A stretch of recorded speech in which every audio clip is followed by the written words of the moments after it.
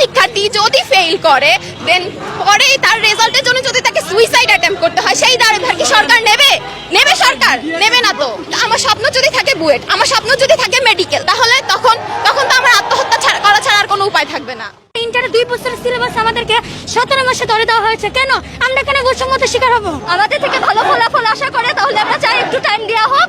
সেটা আপনারা ডিসাইড করেন যে কোনটা আমাদের জন্য ভালো হবে, আপনারাই ভালো জানেন। আমরা 2024 ব্যাচের পরীক্ষার্থীরা দাবি নিয়ে এসেছি যে আমরা সর্বসাকুল্যে সময় পেয়েছি খুবই কম, সেই জন্য আমরা পরীক্ষা 30 জুনের পরিবর্তে আমরা ওইটাকে 30 আগস্টে নিয়ে যেতে চাচ্ছি। কারণ হচ্ছে আমরা যখন কলেজে ভর্তি হই তখন হচ্ছে ফেব্রুয়ারি 5 তারিখ থেকে আমাদের কলেজটা স্টার্ট হয়। ফেব্রুয়ারি 5 তারিখ থেকে ধরে এখন হচ্ছে আপনার মে মাসের 30 তারিখ, যেখানে এসে দাঁড়ায় প্রায় 14 মাস। কিন্তু আমাদের আগের ব্যাচ 2023, 2022 তারা আমার থেকে অনেক সময় পেয়েছে। তারা সর্বসাকুল্যে প্রায় সময় পেয়েছে 18 মাসের মতো, কিন্তু আমরা সেখানে কেন 15 মাস সময় পাবো? এটা তো হয় না। তার মধ্যে হচ্ছে আমাদের প্রিটেস্ট পরীক্ষা আছে, সিটি পরীক্ষা আছে, কলেজের বিভিন্ন পরীক্ষা মিলিয়ে তার মধ্যে আমরা অনেক সময় পাই নাই। এখানে আমাদের সর্বসাকুল্যে কলেজ হয়েছে সর্বোচ্চ 7 থেকে 8 মাস যে আমরা শিক্ষা কার্যক্রম পেয়েছি, কিন্তু এটা আমাদের জন্য কোনোভাবেই যথেষ্ট না।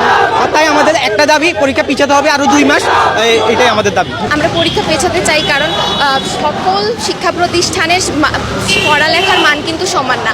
আমাদের ঢাকার লোকের যেমন সিলেবাস শেষ হয়ে গেছে, সেই ঢাকাতেই এমন কিছু প্রত্যন্ত অঞ্চল আছে যেখানে ক্লাসে পড়াশোনাই হয় না। পড়াশোনা তো দূর, কেউ প্রেজেন্ট দিতেই যায় না। তো আমাদের না হয় সিলেবাস শেষ হয়েছে, ওদের তো সিলেবাস শেষ হয়নি। আমরা সিলেবাস শেষ করেছি, হয়তো আমরা 1000 জন শিক্ষার্থী সিলেবাস শেষ করেছি, কিন্তু বাকি 3000-এর কথা আমাদেরকে অবশ্যই চিন্তা করতে হবে।